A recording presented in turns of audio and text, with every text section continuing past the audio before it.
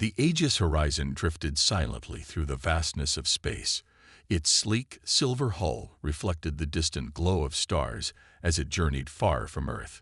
Inside, the hum of the ship's engines was barely noticeable, a quiet background to the serious work that was taking place.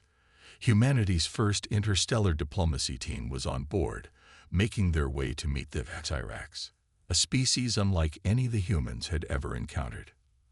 Hanul stood at the observation deck, gazing out at the stars. She had been part of the team from the beginning, a young but accomplished astrobiologist. The quiet of space always put her mind at ease, but today her thoughts were troubled. The humans had been invited to meet with the Xyrax, and they had no idea what to expect. Her friend and colleague, G1, joined her at the window. He was the team's linguist, responsible for understanding alien languages and finding common ground. His calm demeanor always seemed to help in tense situations. "You're thinking about that Xyrax, aren't you?" he said with a smile. Hanul nodded, her eyes still fixed on the stars. "I'm worried. They're so different. I don't know how we're going to connect with them." Jai-1 placed a hand on her shoulder, his eyes filled with encouragement. "We'll manage. We've prepared for this. We've studied their language, their customs. We know more than we think." Just then, the door to the observation deck slid open, and Captain Yoon, the leader of the mission, entered.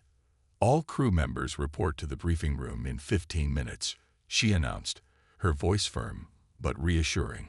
"It's time to meet the Xyrax." The crew members exchanged looks, each of them feeling the weight of the moment. The Aegis horizon was about to make history. Earth's first interstellar meeting was about to take place. The briefing room was buzzing with nervous energy when Hanul and Jai-1 entered. The others were already seated, including Dr. Lee, the team's physicist, and Sergeant Park, the security officer. The Xyrax had sent their representative, a tall figure with pale blue skin and glowing eyes. It was said that they communicated through telepathy, but the humans had been given an advanced translation device to aid in the meeting. Captain Yoon stood at the front of the room, her eyes scanning the group. "Everyone, please be calm. This meeting is about establishing peace. We've worked hard for this moment." She gestured toward the translator on the table. "That Xyrax communicate telepathically, but we have a translation device that will help us understand them. Our job is to present humanity in the best light possible. We need to be clear, respectful, and most importantly, stay true to ourselves." Hanul sat at the table, feeling the weight of the captain's words. They were about to meet a species who had never understood the concept of physical touch, who viewed it as something primitive. Hanul could barely imagine a world where no one ever touched another person. Suddenly, the door to the briefing room opened, and a figure stepped inside. The Xyrax diplomat was tall, with smooth, pale blue skin and intricate patterns running across their body. Their eyes glowed a soft white, and though they had no visible mouth, the humans could hear their thoughts inside their minds. "Greetings, Earthlings," the Xyrax diplomat's voice echoed in everyone's mind, calm and cold. "I am Tazar, representative of the Xyrax Council. We come in peace." Jai-1 nodded politely, standing up. "We are honored to meet you, Tazar. I am Ji-1, and this is Hanul. We represent humanity." Tazar's eyes flickered briefly, and then the voice in everyone's mind spoke again. "We are curious about your species. We have studied your world, and we find your reliance on physical contact fascinating." Jai-1 raised an eyebrow. "Our reliance on touch." Tsar's presence seemed to become more focused. "Yes, your species uses touch as a means of communication, comfort, and bonding. It is primitive. Why do you need this when you have advanced technology?" Hanul's heart skipped a beat. She hadn't expected this. That Xyrax had always been a species of pure thought, with no concept of physical interaction. To them, touch was something that didn't make sense, something unnecessary. We believe that touch is an important part of our emotions," Jai-1 explained carefully. When we shake hands, it's a sign of trust. When we hug, it shows care. It connects us in a way that words cannot. Tsar's eyes glowed with a faint, almost mocking light.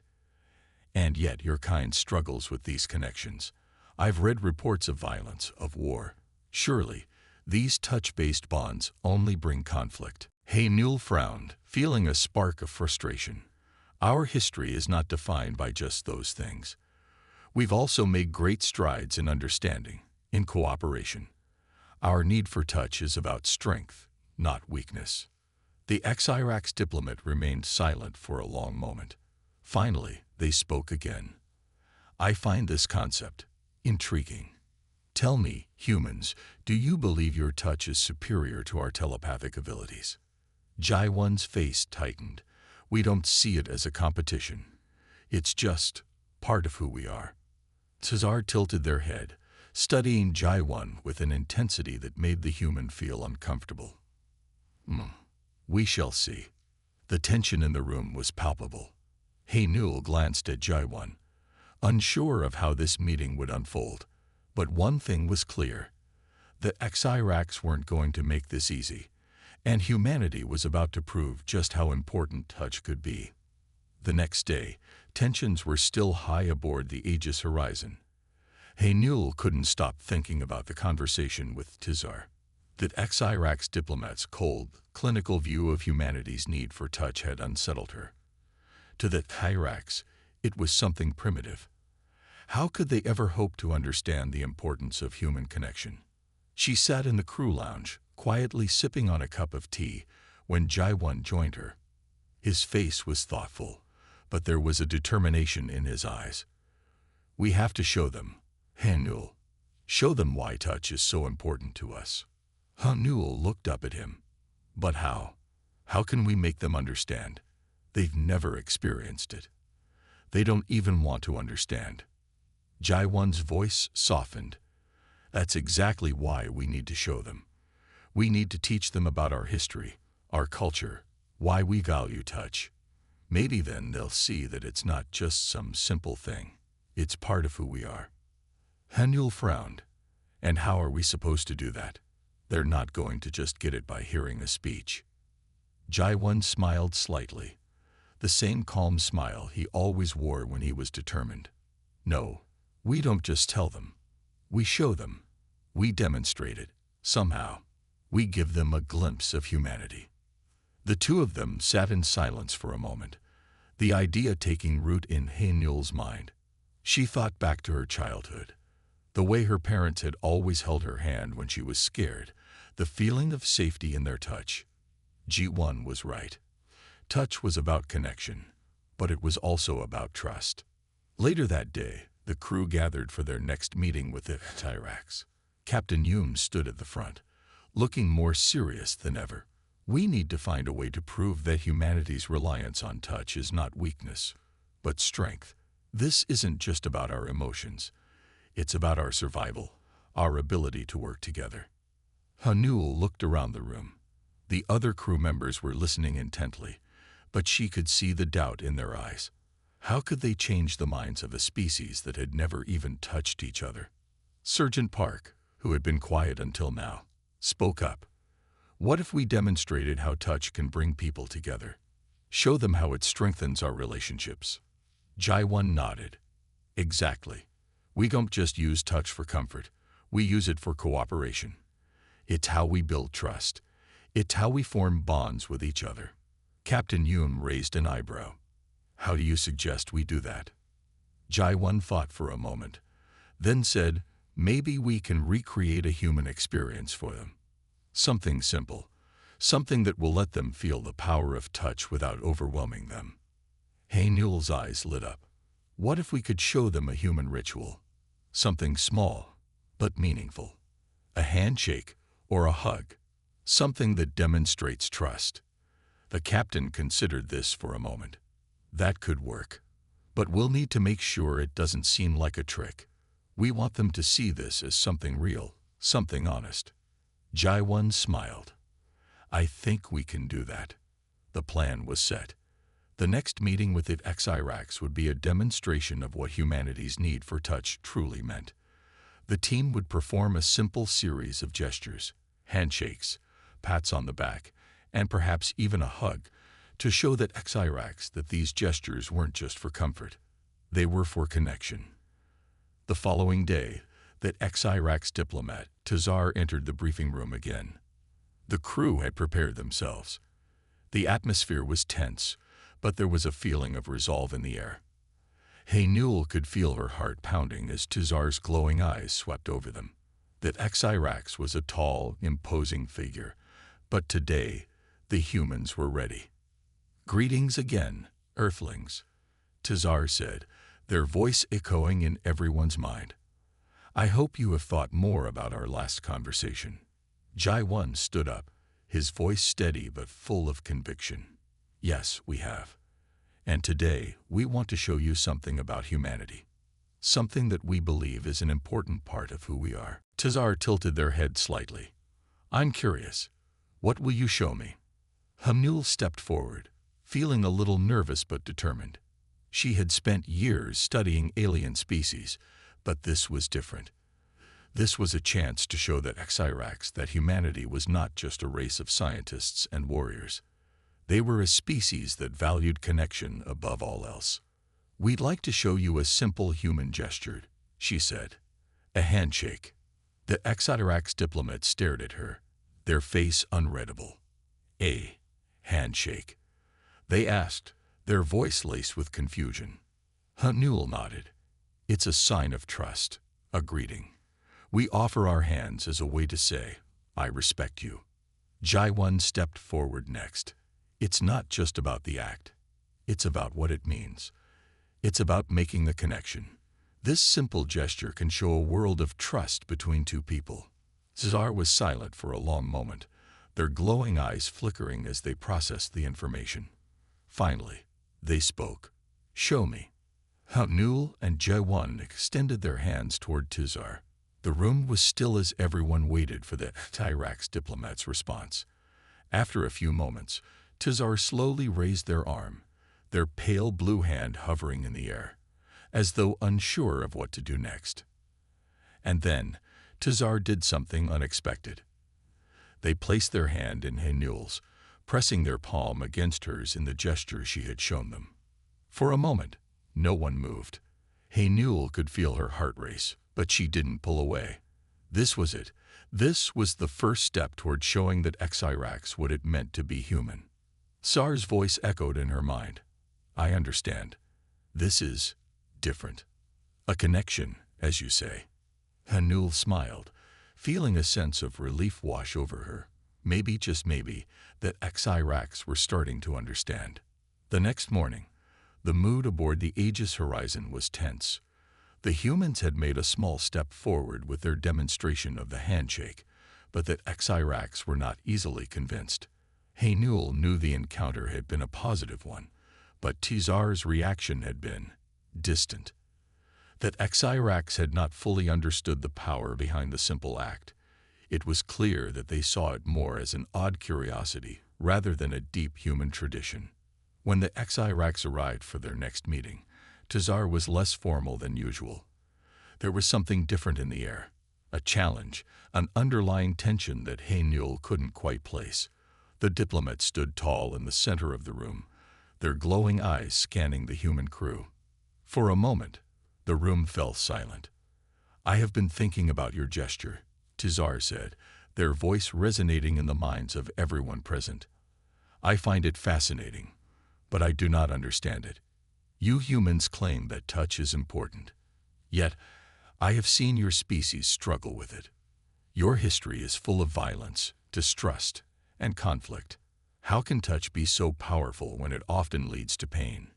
Haynul felt a pang in her chest. She knew the history of humanity had not always been peaceful.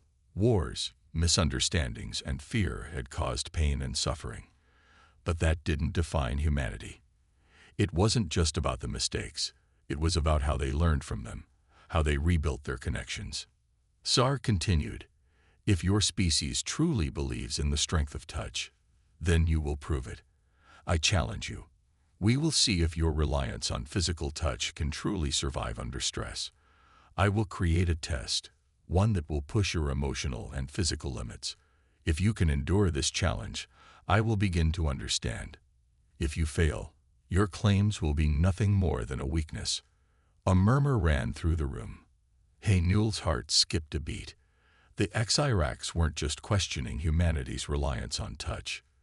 They were testing it, and failure wasn't an option. Captain Yoon stepped forward, her expression steady. We accept your challenge, Tizar, but we will not back down.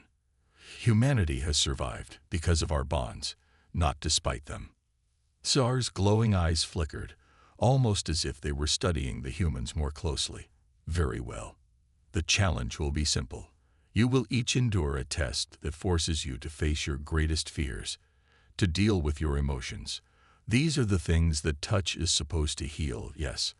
I will make sure that your connection to touch is tested. If you break, I will know your touch means nothing. Hanul exchanged a worried look with Jaiwan. This wasn't going to be easy.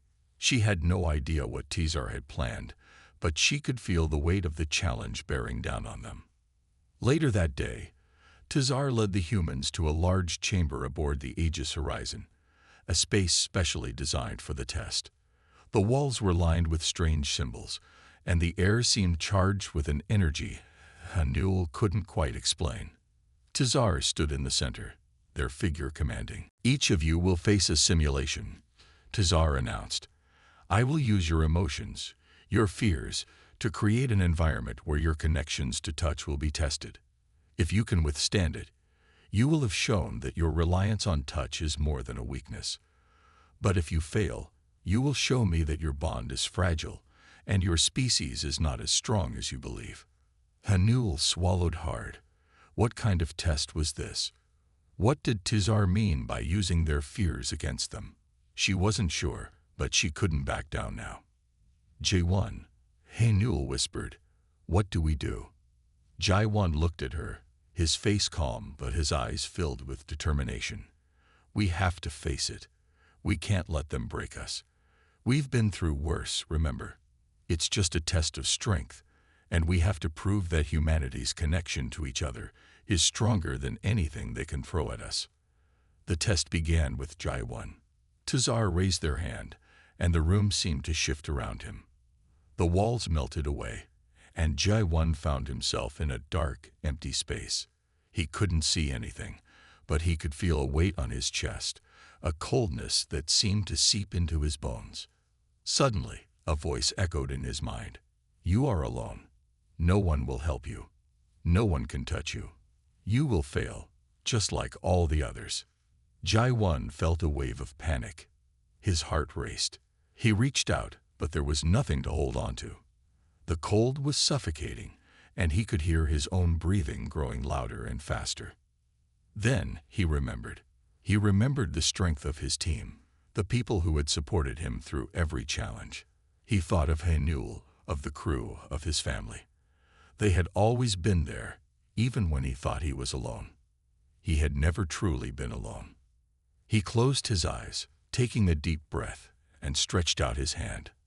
I'm not alone, he whispered, reaching for something. Anything. And suddenly, a warm hand gripped his. It was Hanul.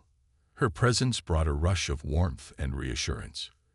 You're not alone, she said, her voice steady and comforting. The dark space melted away, and Jaiwan was back in the test chamber, his hand still in Hanul's. She had come for him. They had faced the fear of isolation together.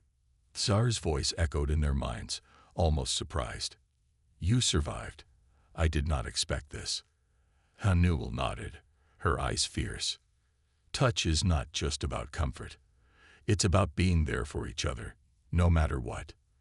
Tsar was silent for a long time. Finally, they spoke again, their voice less certain than before. Perhaps there is more to this touch than I believed. But we shall see. The challenge was far from over. Hanul could feel the weight of what was coming next, but for the first time, she felt a spark of hope. Maybe, just maybe, they could show that Xiracs what it truly meant to be human. The test wasn't over. G1 and Haynul had made it through their challenge. But the worst was yet to come. Cesar, that Xyrax diplomat, had made it clear that this was only the beginning. They still had to face their own fears, and that Xyrax had a way of using those fears to test them in ways they couldn't predict. Haynul felt the weight of the challenge on her shoulders.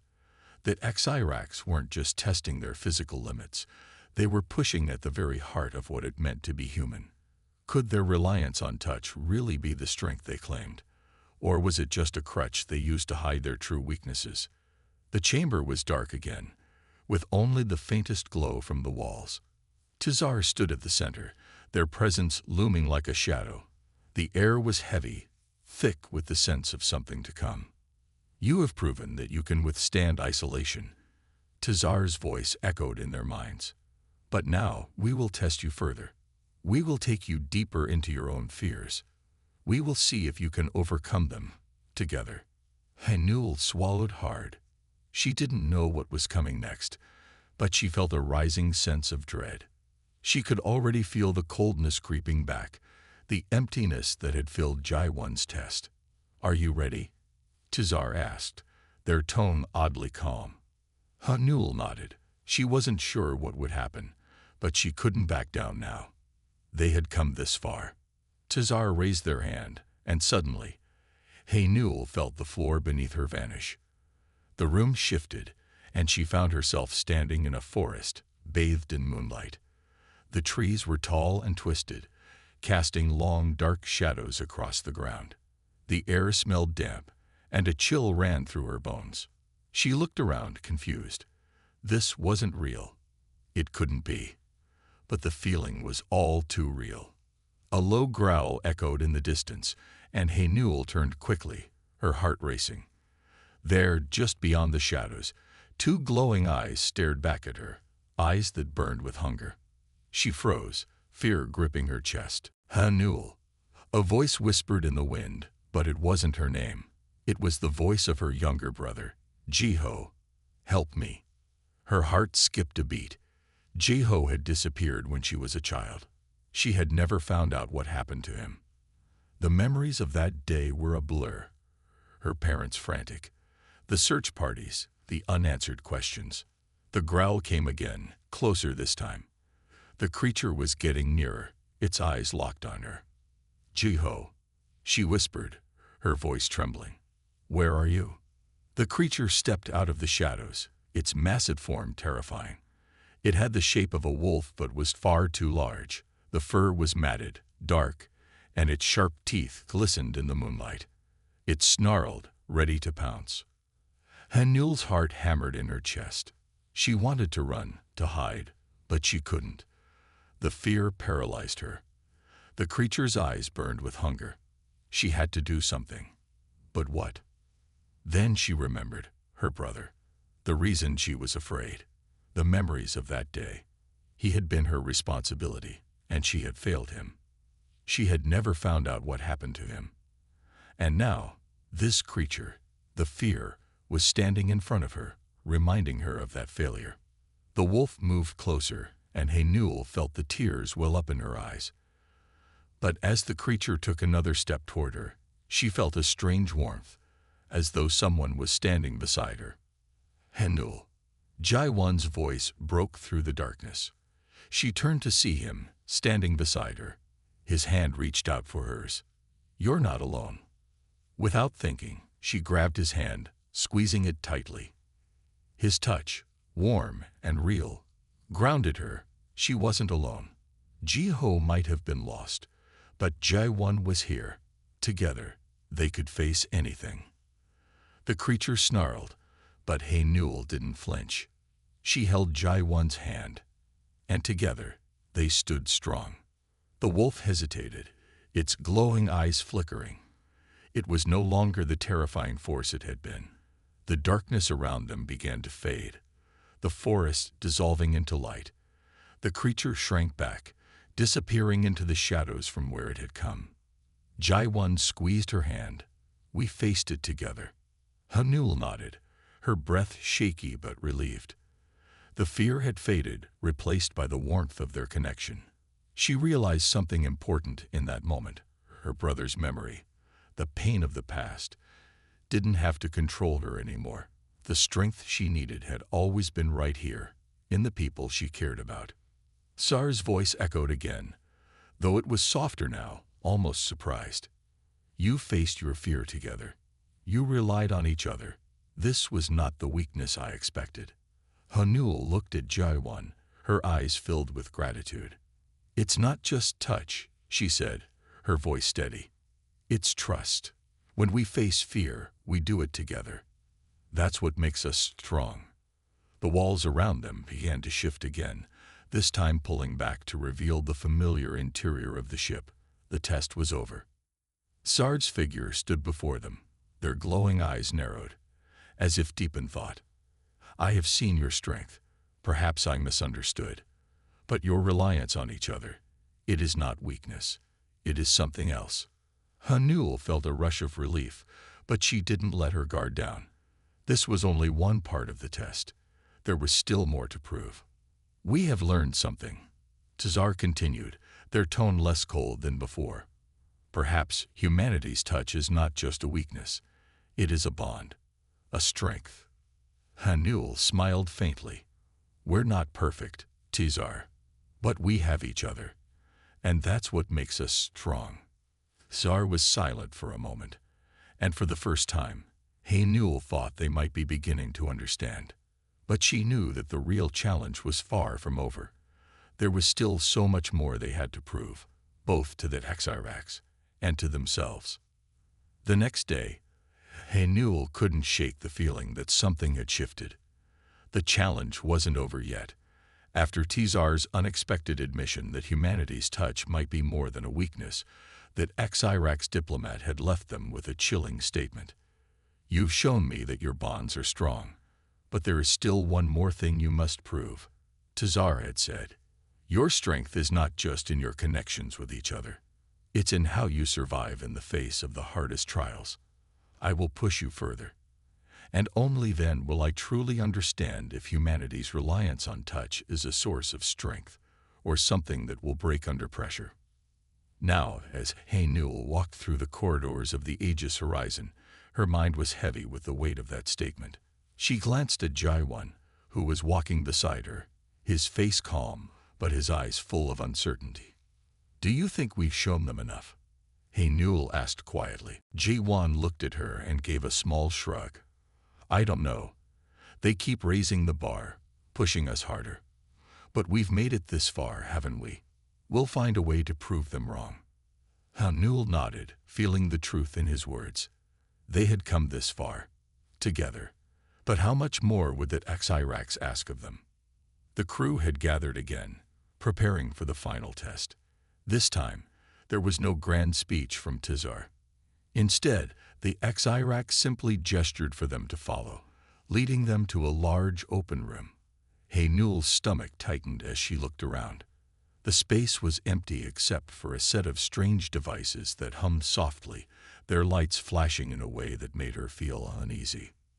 Tizar stood at the front of the room, their tall form casting a long shadow. This is the final trial, they announced. You will face a situation where your bonds with each other will be put to the ultimate test. You will be forced to make a choice, a decision that could tear you apart or strengthen your connection. Only then will I see if you are truly worthy of this bond. Hanul could feel her pulse quicken. This wasn't just a physical test anymore. This was something deeper, something personal. She exchanged a look with Jaiwan. He didn't say anything, but she could see the same determination in his eyes. Zar gestured toward the devices. Step forward, all of you. The challenge begins now. As the crew members filed forward, Hanul felt her breath catch. The room seemed to grow darker, the air heavier with each step. Tizar's voice filled the space again. You will each be placed in a simulation. You will see a version of yourself, your deepest fears brought to life. The simulation will force you to choose between helping your comrades or protecting yourself. If you choose selfishly, your bond will break. If you choose others, Your strength will be tested. Hanul felt her heart race. She had no idea what this trial would look like, but she knew one thing: it would not be easy. The first to step forward was Surgeon Park. She placed her hand on one of the devices, and the air around her shifted. Her eyes widened as she looked at the sudden change in her surroundings. It was a battlefield. The ground was littered with debris, and smoke filled the air. The sound of distant explosions rumbled in the background. Hanul could see Surgeon Park kneeling beside a wounded soldier, one of her comrades. His face was pale, his eyes wide with pain. "Help him," the soldier gasped. "Please, don't leave me." But in the distance, Hanul could see another soldier, pinned down under heavy fire. If Surgeon Park stayed, she could help the injured soldier, but it would cost her time. Time that might be the difference between life and death for the other soldier. The room was silent as Surgeon Park struggled with the choice. She looked between the two soldiers, her face tight with fear and uncertainty. Finally, Surgeon Park made her choice. She left the injured soldier behind and ran toward the pinned comrade. She pulled him to safety, her hand gripping his tightly. The injured soldier was left behind, but Surgeon Park's face was filled with determination as she brought the other soldier to safety. The simulation ended, and Surgeon Park collapsed to her knees, breathing heavily. She looked at Tazar, her eyes filled with both relief and guilt. "I chose him. I couldn't leave him behind," Surgeon Park said, her voice shaking. Tsar was silent for a long time, studying her carefully. "You made the right choice," Tazar finally said. "You chose to protect your comrade. Your bond with him has proven your strength." Hanul watched as Surgeon Park stepped aside, but she couldn't shake the weight of what had just happened. It wasn't just about protecting one person. It was about what you were willing to sacrifice for those you cared about. It was about the connections they had built. Next, it was Ji-Won's turn. He placed his hand on the device, and the world around him shifted once again.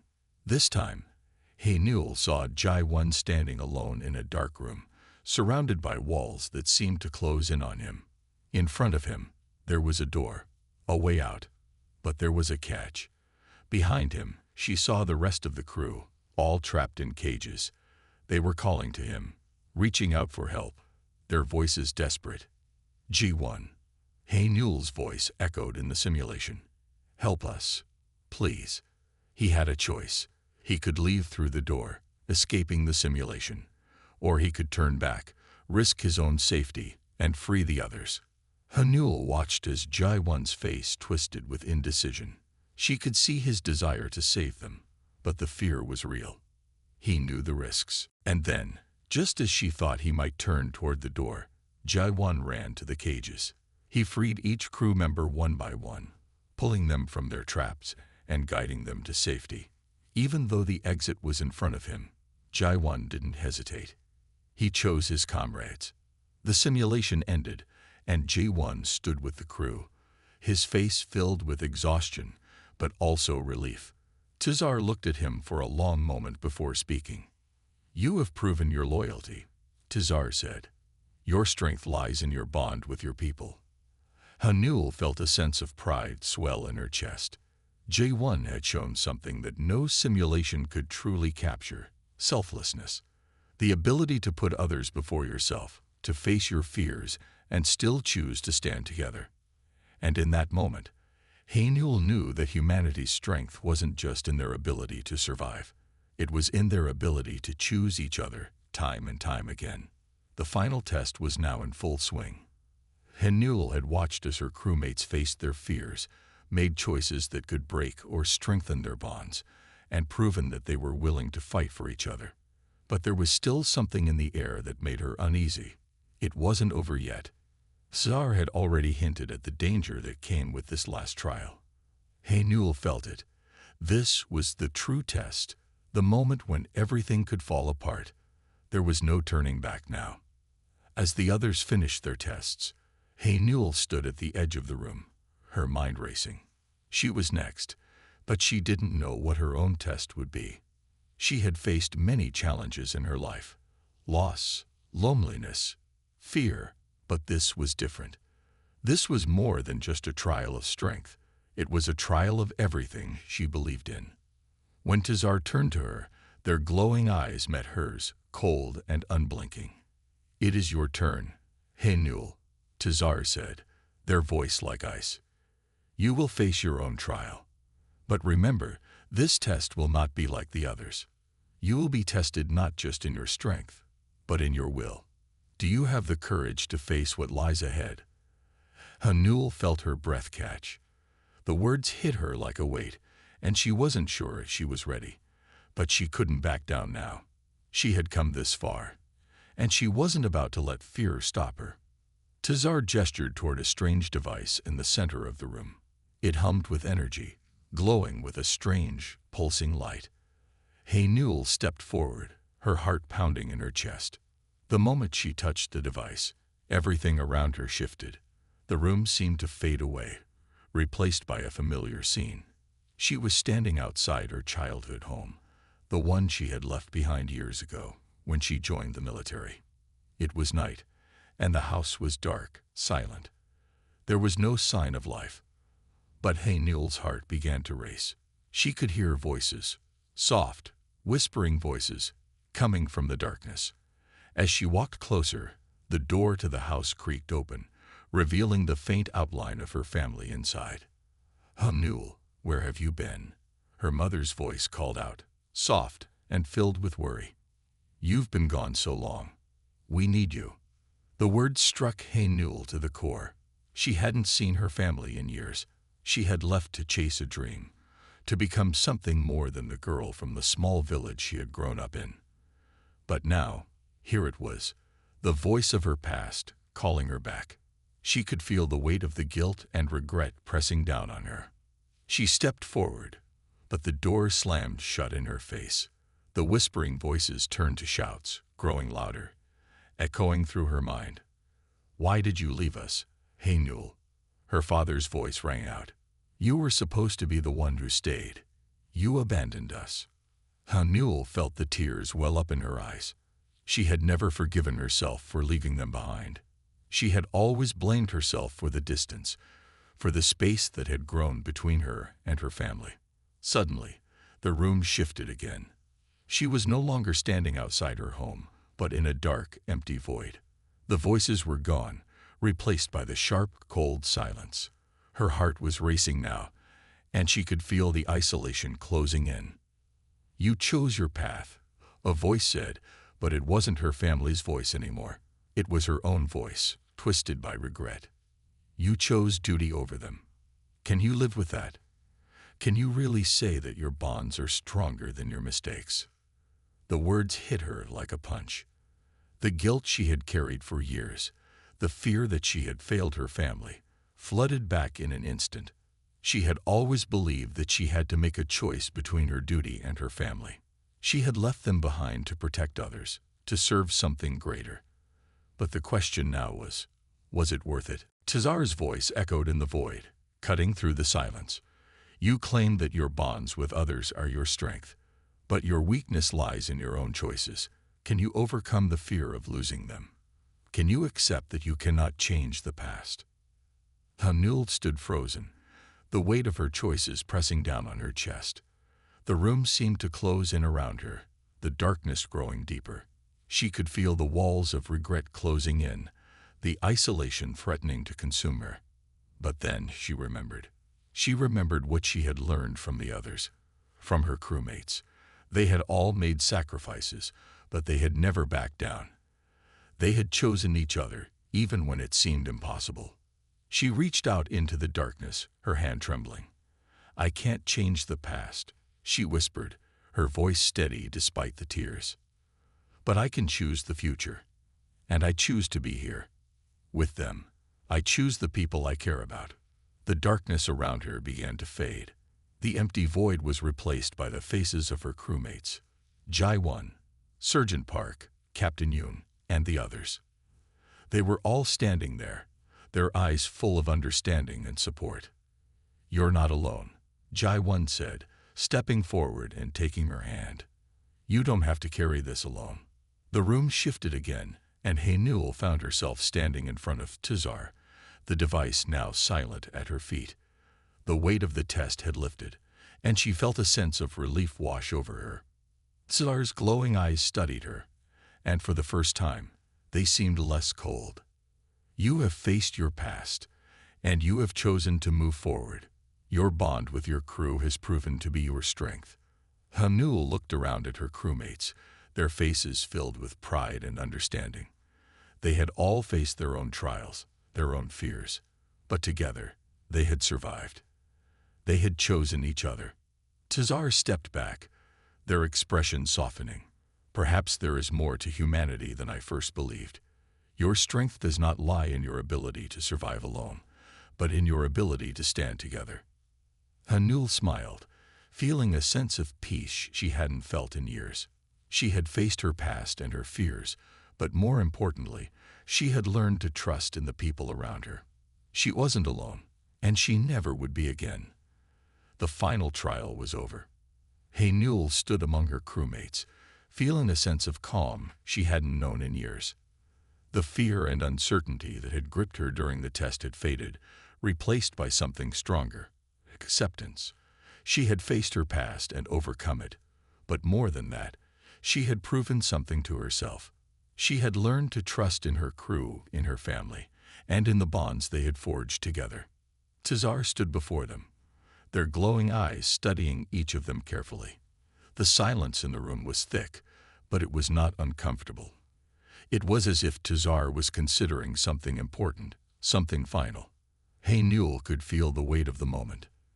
This was it, the end of the trials. You have proven yourselves, Tizar said, their voice echoing in the stillness. You have shown me that humanity's strength is not in its ability to survive alone, but in its ability to stand together. You have faced your fears, made hard choices, and still chosen to protect each other. This is a power unlike anything I have seen. Haynul's heart swelled with pride as she looked at her crewmates. Each one of them had faced their own demons, and together they had shown that humanity's greatest strength was not in its physical power or technology. It was in the connections they had with each other. Tsar paused, their eyes sweeping over the group one last time. I have seen enough. You are not like the other species I have encountered. You are different, and it is because of this difference that I now offer you my respect. Haynul felt a sense of relief. The tests were over, and humanity had passed them all. But the true victory wasn't in winning Tizar's respect. It was in what they had learned about themselves, about the power of choice, sacrifice, and standing together in the face of adversity. We are not perfect, Captain Yoon said, stepping forward, but we have something that no other species has. We have each other, and that is what makes us strong. Haynul nodded in agreement. It wasn't about being the strongest or the smartest. It was about how they fought for each other, how they lifted each other up when the world seemed to be falling apart. They had proven that they didn't need to face everything alone. They could face anything as long as they were together. Tsar gave a slow nod. I believe you. I now understand what makes your species different. It is not just your bonds. It is the strength you find in those bonds. You do not fear losing each other. You embrace each other, even when the cost is high. The Xirax diplomat's words hung in the air, and for the first time, Haynul felt a deep sense of pride in her humanity. The fear of losing someone, of being abandoned, had always been a weakness in her eyes. But now she understood. It wasn't a weakness at all. It was a part of what made them strong. You have passed the test, Tizar continued, their voice softening. And because of that, I will offer you this. The Xirax will provide the support you need. We will stand by you, as you have stood by each other. Your bond with your people will be your strength, and we will not interfere. We will help you build a future, but it will be your future to create. Haynul could hardly believe what she was hearing. The Xirax, the very species that had challenged them, were now offering their support. They weren't just respecting humanity. They were trusting them to forge their own path. Tsar's eyes glowed brighter as they spoke again. You have passed my test. But now, The real work begins. It is up to you to decide how you will use this gift. The future of your people is in your hands." The room was quiet for a moment as the weight of Tazar's words settled over them. Hanul looked around at her crew, at the people who had become more than just colleagues. They were family. She knew that they weren't done. The trials might be over, but the journey was just beginning. Captain Yoon stepped forward, a firm expression on her face. "We will not waste this chance," she said. "Humanity will stand tall, not just because of our strength, but because of the bonds we share. We will face whatever comes together." Hanul felt a rush of hope fill her chest. The trials had tested them, but they had also brought them closer. They had shown that even in the face of impossible odds, they could still choose each other. And that was something no alien species, no challenge, could take away. As the crew gathered together, their hearts full of hope for the future, Hanul took a deep breath. She had faced her past, she had faced her fears, and now she was ready for whatever came next. The Xirax had seen the strength of humanity, and it was in their unity. Now, it was time for them to build a new future, one step at a time. Tsar's final words echoed in her mind. "The future is yours." And with that, Hanul knew that the future wasn't just something that would happen to them. It was something they would create, together.